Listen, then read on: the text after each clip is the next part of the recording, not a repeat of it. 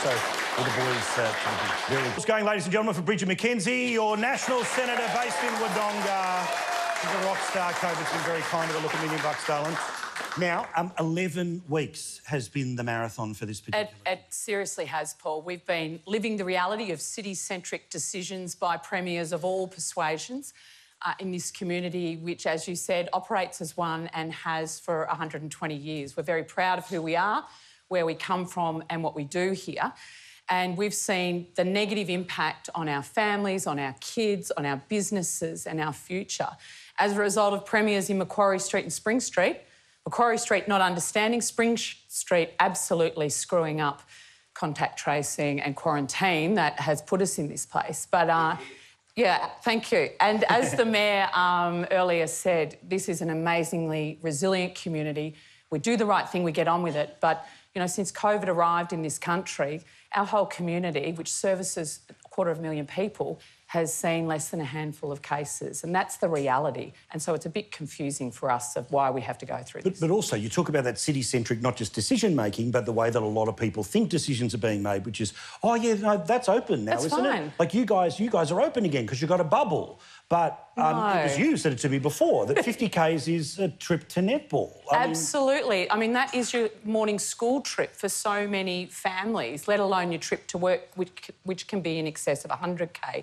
Mind you, Australia, it does take you less time, so you should get out here and join us because you have a much better lifestyle. Well, this is it. Well, this is it, because when I was in Kima, Michael McCormack was there and talking about the importance of trying to move to the bush. John Barilaro, of course, as well. I mean, the truth is that a lot of people have learnt to be able to work from home.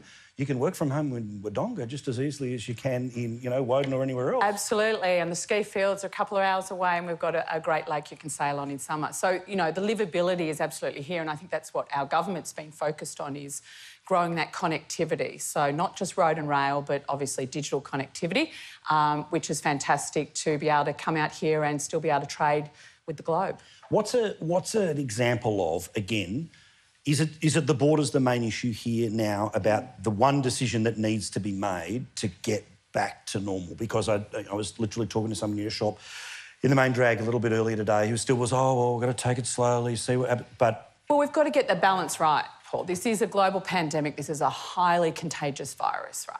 But we're going to have to learn to live with it. Right. And that means putting COVID-safe plans in how we operate, yep, all of that.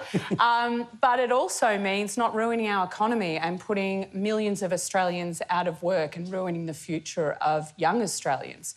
I think we can do that. So what we've been calling for a very long time is to treat isolated outbreaks of this virus in isolation, swiftly and securely. We've been saying this for nearly 3 months. 3 months ago, we had 12 local government areas in Melbourne with community transmissions. They were not shut down. They were allowed to spread out of control during the incompetence of our state Labor government. Mm-hmm. And here we all are. I was, you know, loving your commentary earlier around accountability. How does that work? I mean, there's 9 of them now. Correct. All collectively pleading incompetence. And that's going to be... And that's your get-out-of-jail-free card. Hi, I'm incompetent. I'm your minister. I'm your premier. Correct. It is absolutely unacceptable in a liberal democracy such as ours. It betrays the Westminster tradition. And, you know, we've got a great media. Even our judiciary is coming out and saying this is not on. And as far as I'm concerned, Parliament and ministers have a great privilege and responsibility in this country, and you have to earn it and you have to own it when you stuff up. Just whisper something into the animals' ears, 'cause